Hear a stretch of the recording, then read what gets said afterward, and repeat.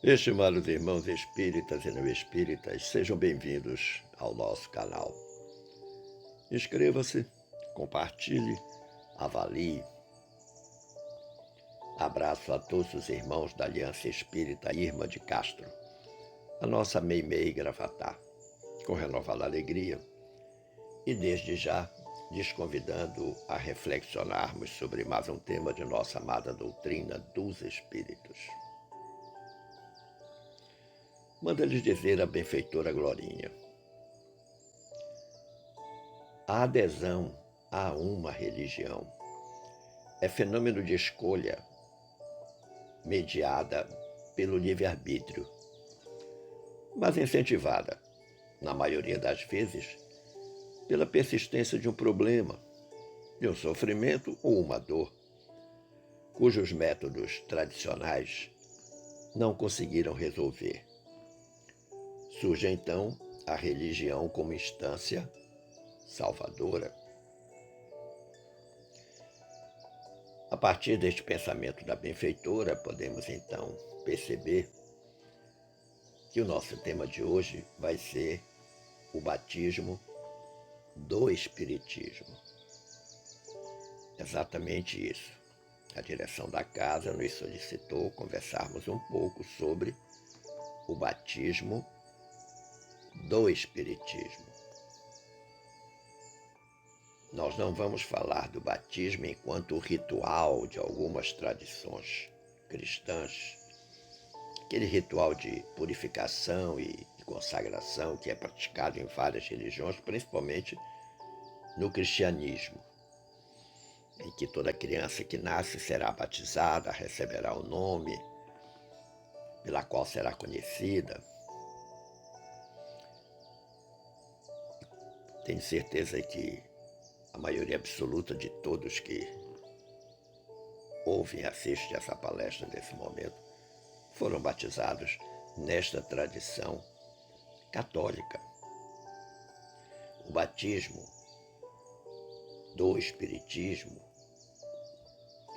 estamos a falar exatamente daquele momento em que nós aderimos, nós fazemos uma adesão aos postulados da doutrina, seja qual for a motivação da criatura. Então, é algo que eu gostaria muito de deixar bem claro para todos.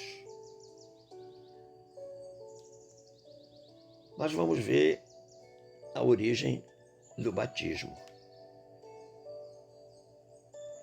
As abluções, do latim ablutio, que significa lavagem, é um rito presente em muitas religiões, entre as quais o cristianismo, o judaísmo, o islamismo, o hinduísmo.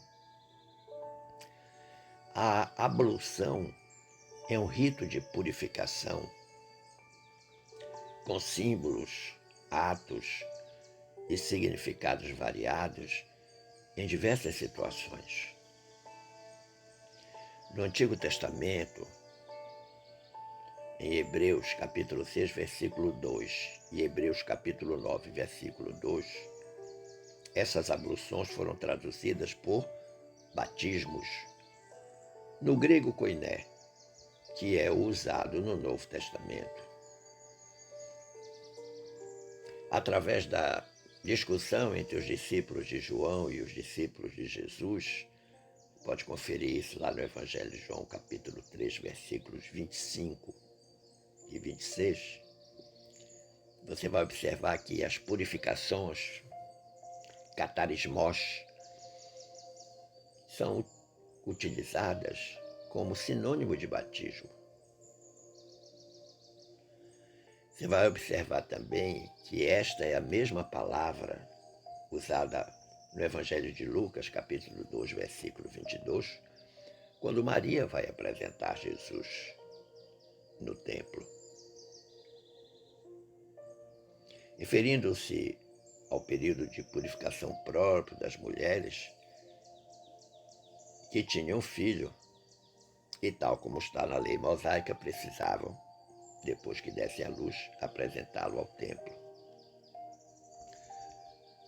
No Evangelho de Marcos, capítulo 7, versículo 4,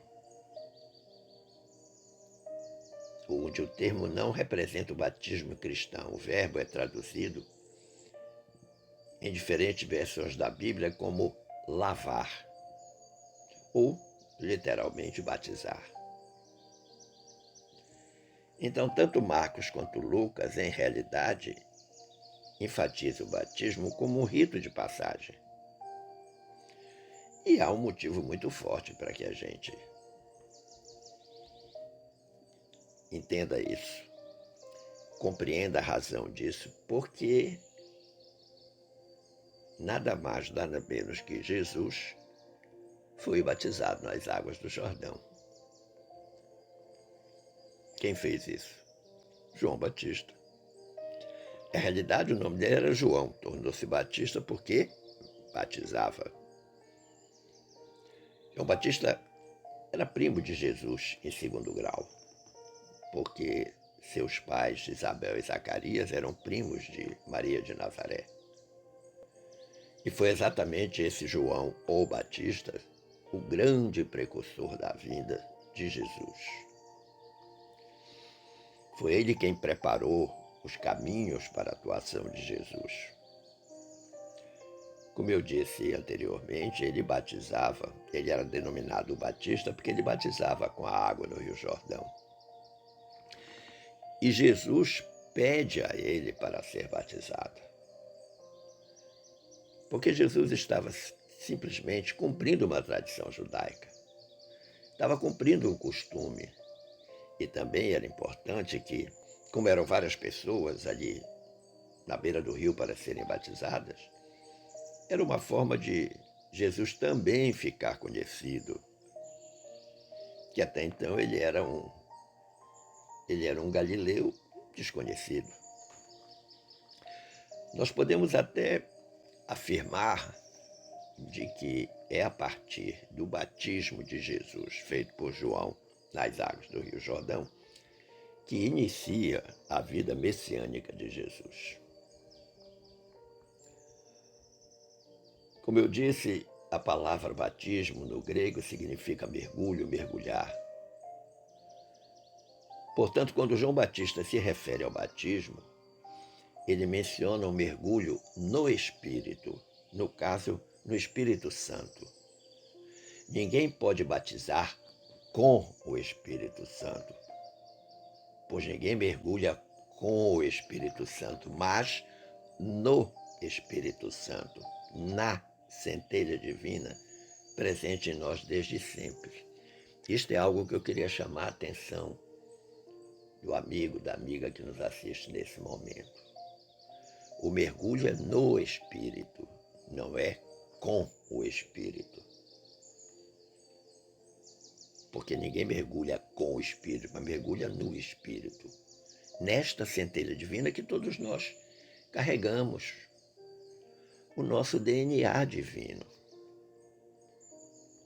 E veja que quando João faz o batismo de Jesus, ele mesmo afirma que ele, João, batizava pela água, mas que Jesus iria batizar pelo Espírito e com o fogo.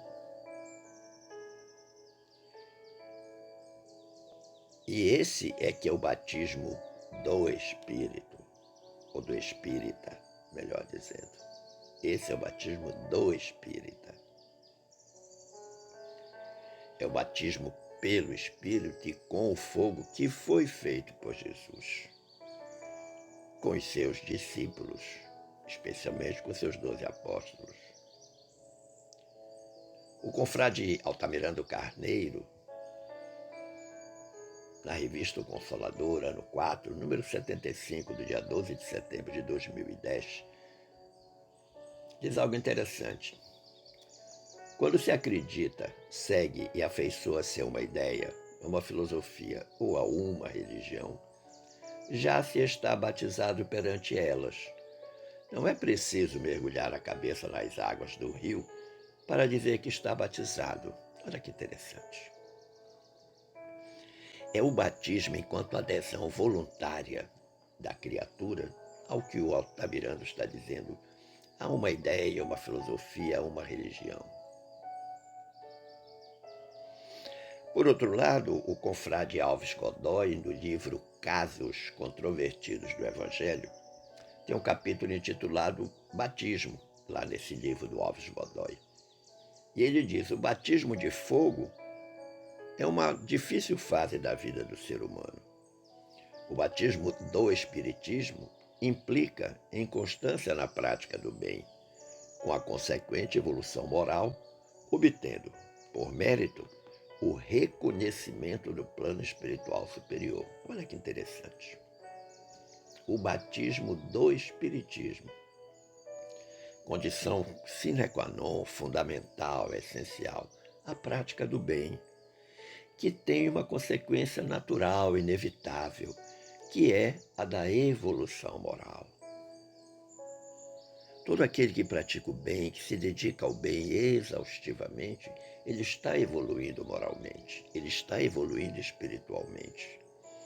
E isso não passa despercebido pelo plano espiritual superior. Razão pela qual, cada vez mais, aquele que pratica o bem vai recebendo a ajuda de mais espíritos do bem na tarefa, na prática verdadeiramente cristã. Você pode estar se perguntando: o que significa constância na prática do bem? Recorde, em primeiro lugar, que a prática do bem é uma lei superior. Podemos dizer que ela é uma condição sine qua non do nosso futuro. Como prova o que os espíritos dizem para nós quando se comunicam, os bons espíritos. Todos eles relatam a importância da prática do bem. E o Espiritismo, como doutrina moral, só impõe uma coisa: a necessidade de fazer o bem e evitar o mal. Eu não diria uma coisa, eu diria duas coisas. Mas eu estou sendo fiel ao que está escrito lá no capítulo 1 da obra O que é o Espiritismo, uma obra de Allan Kardec. Esse capítulo 1 intitula-se Terceiro Diálogo. Você pode conferir lá na página 134, na obra O que é o Espiritismo. O Espiritismo, como doutrina moral, só impõe uma coisa: a necessidade de fazer o bem e evitar o mal. Então, fazer o bem é condição sine qua non, importantíssimo. E a esse propósito, sobre essa prática do bem, um outro confrade espírita, Francisco Rebouças, também da revista O Consolador, ano 3, número 129, de 18 de outubro de 2009, faz um esclarecimento primoroso. Ele nos diz: antes, buscávamos a ideia de fazer o bem porque, desta forma, ele nos traria o bem como retorno à nossa vida. Ajudar o próximo, praticar a solidariedade, a indulgência, perdoar as ofensas e agressões que sofremos, seriam assim moeda com a qual compraríamos o nosso bem-estar definitivo para o nosso futuro. Seria uma espécie de investimento estrategicamente planejado. Olha que interessante. Essa era a ideia inicial, que é uma barganha, na realidade, um comércio, né? Eu vou fazer o bem porque eu quero me salvar. Não, eu vou fazer o bem porque é a minha obrigação cristã. O me salvar é consequência natural, eu nem tenho que me preocupar com isso. Eu nem tenho que me preocupar com isso. A prática do bem tem que passar por esse entendimento. E o Francisco Rebouças diz, para quem acha assim: estaríamos com isso buscando nos livrar do fogo fatídico do inferno e adquirindo o passe de entrada que nos garantiria um lugarzinho no céu, ao lado dos eleitos do Senhor, para desfrutarmos daí em diante das regalias, das festas, da desobrigação de nos preocuparmos em algo a fazer, pois tudo nos seria, doravante, concedido gratuitamente. Então é algo que é pensado com o único propósito de conseguir essas benesses. Garantir, como diz o Rebouças, um lugarzinho no céu. E ele prossegue dizendo: com o advento do Espiritismo, a humanidade passou a enxergar o trabalho do bem não como uma forma de conquistar o lugar no céu, de forma egoísta, de algo fazer para receber uma compensação que justificasse essa prática, e sim fazer por prazer, sem visar recompensa em troca, pois os espíritos, através do codificador do Espiritismo, nos ensinaram que proceder no bem é, antes de tudo, uma atitude inteligente em prol de nós mesmos, na busca da felicidade que tanto almejamos. Sensacional, né? Muito inteligente essa contribuição do nosso querido Francisco Rebouças. Eu gosto muito quando ele diz: é antes de tudo uma atitude inteligente. Porque todas as vezes que a gente pratica o bem, por maiores que sejam os sacrifícios, as dores que nos custem essa prática, nós sempre terminamos a história muito felizes. Reveja, meu amigo, todas as oportunidades em que você fez o bem espontaneamente, gratuitamente, sem pensar em nada a não ser de servir. Servir com alegria, com desinteresse, com bondade, com entrega. Veja o quanto feliz você ficou. Porque, sem dúvida, a nossa luta diária é em busca da felicidade. Mas felicidade é consequência. Ela não pode ser objetiva, ela é consequência. O objetivo é a nossa transformação moral. O objetivo é a prática do bem. A consequência natural é a felicidade. Não esqueçamos, né?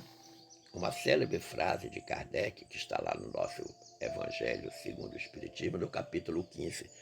O título desse capítulo é Fora da caridade não há salvação. E o Kardec diz o seguinte: não podendo amar a Deus sem praticar a caridade para com o próximo, olha como ele começa, não podendo amar a Deus sem praticar a caridade para com o próximo, ou seja, aquele que não pratica a caridade para com o próximo não pode dizer que ama a Deus. Todos os deveres do homem se encontram resumidos neste ensinamento moral. 2 pontos. Fora da caridade, não há salvação. Olha que interessante. Essa frase do Kardec, que está lá no nosso Evangelho, a primeira vez que ela foi citada, que ela foi apresentada, foi em 1859, na obra O que é o Espiritismo. A primeira citação dela não é no Evangelho, é na obra O que é o Espiritismo. Bom, então com essa máxima, fora da caridade não há salvação, o Espiritismo veio difundir em toda a Terra uma mensagem já existente do próprio Jesus, quando nos afirmou a cada um segundo as suas obras. Sim, porque a cada um segundo as suas obras significa dizer que a todos que estão na vivência do bem, que é uma condição imprescindível, todos esses vão obter êxito nos empreendimentos de construção da paz íntima, da paz interior, tal como afirma lá o confrade Francisco Rebouças. Mas eu queria chamar a atenção para algo que está lá no Livro dos Médiuns. É uma contribuição de Santo Agostinho. Capítulo 31, Livro dos Médiuns, Dissertações Espíritas. Lá no tópico acerca do Espiritismo, Santo Agostinho diz: mas lembrai-vos bem de que o Cristo renega, como seu discípulo, todo aquele que só nos lábios tem a caridade. Não basta crer. É preciso, sobretudo, dar exemplos de bondade, de tolerância e de desinteresse, sem o que estéril será a vossa fé. Fantástico, não é verdade, essa contribuição de Santo Agostinho? Está lá no capítulo 31 do Livro dos Médiuns, Dissertações Espíritas. Você pode comparar, o título da dissertação é Acerca do Espiritismo. Então Santo Agostinho está dizendo, olha, não venha com essa história de apenas falar da caridade, ter a caridade nos lábios. Não, caridade é para ser praticada, exercitada. Ele diz, não basta crer, mas tem que dar o exemplo, tem que testemunhar com ação concreta. E ele aqui fala dos exemplos de bondade, de tolerância, de desinteresse, de paciência, de dedicação, de respeito. E ele diz que quem não agir dessa forma vai ter uma fé que ele classifica como estéril. Se nós pensarmos na missão do Espiritismo, já que nós estamos falando sobre o batismo do Espiritismo, né? A adesão plena aos postulados da doutrina dos Espíritos, o nosso querido Emmanuel, no capítulo 38 da obra Roteiro, o título desse capítulo 38 é Missão do Espiritismo. O Emmanuel diz assim, a missão do Espiritismo, tanto quanto o ministério do cristianismo, não será destruir as escolas de fé até agora existentes. O Espiritismo é, acima de tudo, o processo libertador das consciências, a fim de que a visão do homem alcance horizontes mais altos.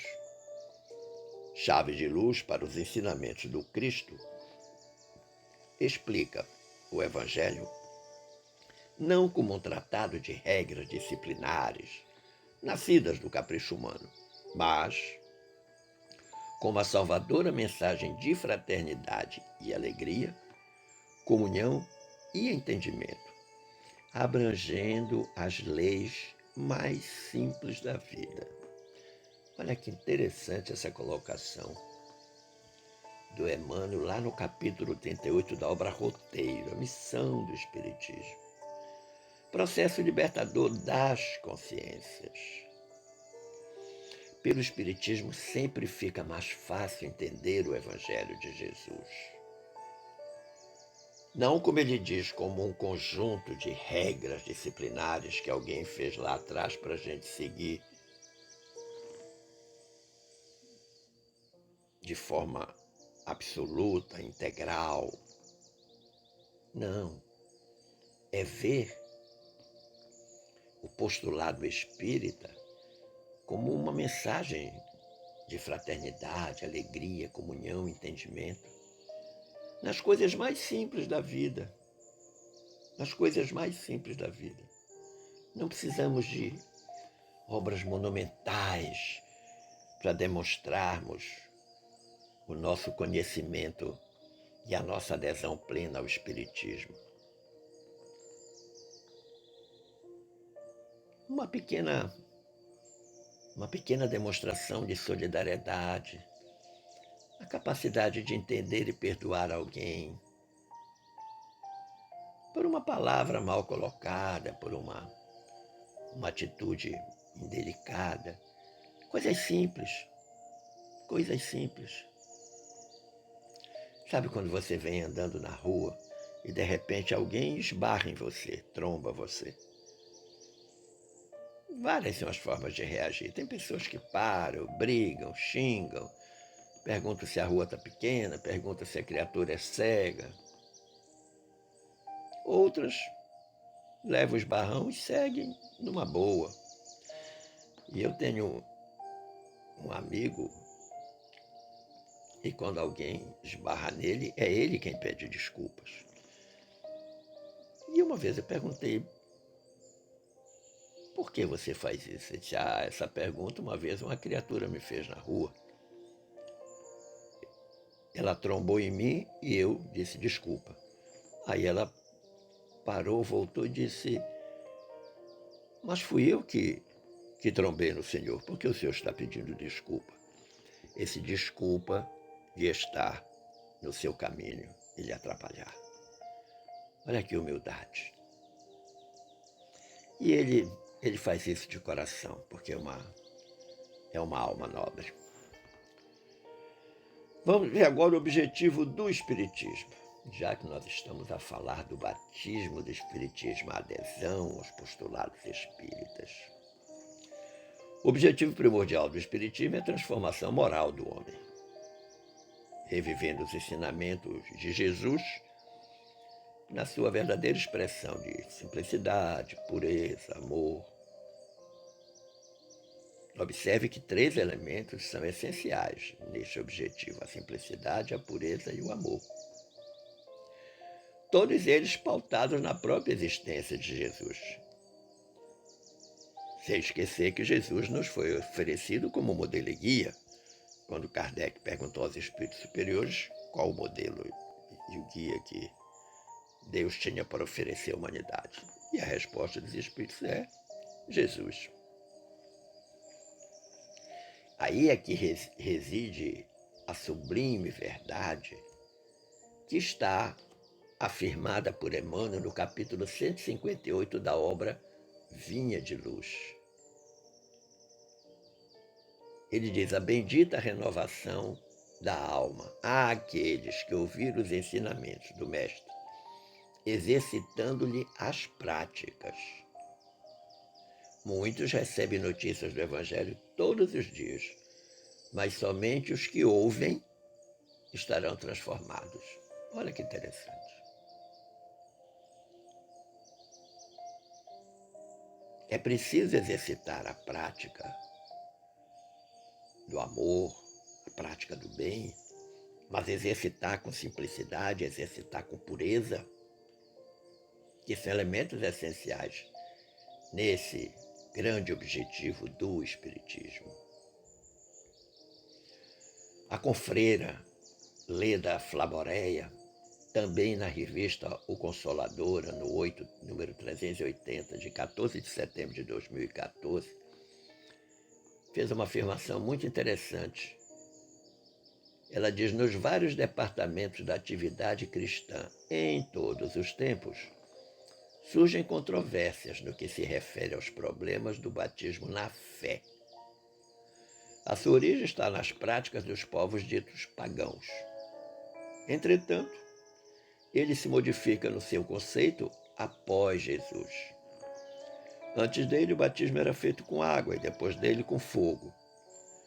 Os homens batizando na carne, Jesus no Espírito. Algo que nós falamos lá atrás, quando discorremos sobre a questão de João o Batista. Agora, como será a conduta de cada um daqueles que chegam no Espiritismo? Eu penso que para aquele que nasce e cresce numa família espírita, que efetivamente vive os postulados espíritas em toda a sua extensão, pautando a existência e as relações familiares nos ensinos de Jesus, tudo fica mais fácil. Mas a grande maioria dos espíritas chegou à doutrina pela porta do sofrimento. Depois de ter batido em dezenas de portas que não resolveram a sua dor, não resolveram o seu problema, não resolveram o seu sofrimento. E aí alguém sugeriu que ele vá, ou que ele fosse, a uma casa espírita. Eu, pessoalmente, considero esse aspecto perigoso, porque implica em reconhecer o Espiritismo como meio de salvação, utilitário, com todo respeito, uma espécie de organizações tabajara. Seus problemas acabaram. Isso não é verdade. O Espiritismo não resolve o problema de ninguém. Aliás, religião nenhuma resolve o problema de ninguém. Quem resolve o seu problema é você mesmo, o meu problema sou eu mesmo. Bom, aí eu tenho as orientações espíritas que podem facilitar esta resolução, mas dizer que elas vão resolver, não. O nosso querido Emmanuel, no prefácio da obra Conduta Espírita, falando exatamente sobre essa questão dessa adesão ao Espiritismo, ele diz: abraçando o Espiritismo, pedes, a cada passo, orientação para as atitudes que a vida te solicita. Certa vez disse Jesus: quem me segue, siga-me. E noutra circunstância afirmou: quem me segue não anda em trevas. Reconhecemos assim que não basta admirar o Cristo e divulgar-lhe os preceitos. É imprescindível acompanhá-lo para que estejamos na bênção da luz. Por isso, é imperioso lhe busquemos a lição pura e viva. Fácil entender que a doutrina espírita revive esse apostolado de redenção que é o Evangelho de Jesus. Quem procure servi-la deve atender-lhe as indicações, e quem assim proceda, em parte alguma sofrerá dúvidas e sombra. Olha que interessante esse aconselhamento do Emmanuel. Em nenhum momento ele diz que quem fizer adesão ao Espiritismo está salvo, seus problemas acabaram. Não, muito pelo contrário. A única promessa que ele faz é: quem assim procede, em parte alguma sofrerá dúvida e sombra. Por que não sofrerá dúvida? Porque está devidamente esclarecido.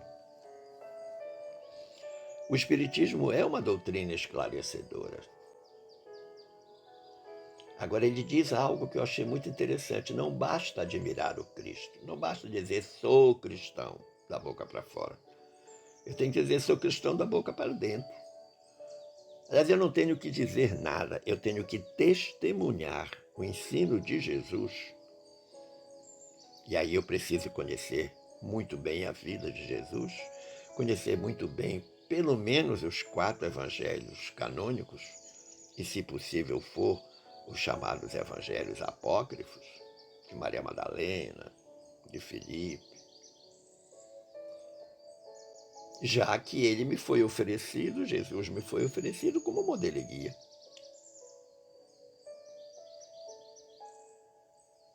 Agora, para isso, eu tenho, como diz o Emmanuel, estar na bênção da luz. Qual é o papel da luz? Iluminar, clarear, tirar todas as sombras, deixar o caminho bem límpido.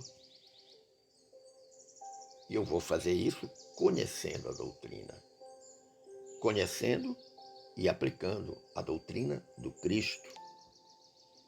Não estou falando da doutrina espírita, a doutrina do Cristo, de Jesus, os seus ensinamentos. Esse é o caminho para todo aquele que efetivamente faz a sua adesão plena, de forma absolutamente livre, à doutrina dos Espíritos. Conclusivamente, meu amigo, minha amiga, Jesus desceu à terra a fim de submeter todos os seus irmãos, filhos de Deus, ao batismo de fogo e do Espírito. Pois somente assim todos os homens e mulheres atingirão a reforma interior, a reforma íntima. O que, aliás, foi o objetivo básico do advento do Cristo na Terra. Jesus não veio para salvar ninguém. Jesus veio ensinar o caminho da salvação através da reforma íntima. Sair daquele estágio de homem velho para um estágio de homem novo. Homem novo é aquele que faz a sua adesão e que pratica efetivamente os ensinos do Mestre. Simples assim, sem nenhuma dificuldade. Esperando ter contribuído para o entendimento deste tema, eu agradeço o carinho da atenção e das boas vibrações dispensadas e desejo que fiquemos todos em paz com Jesus. Um forte abraço.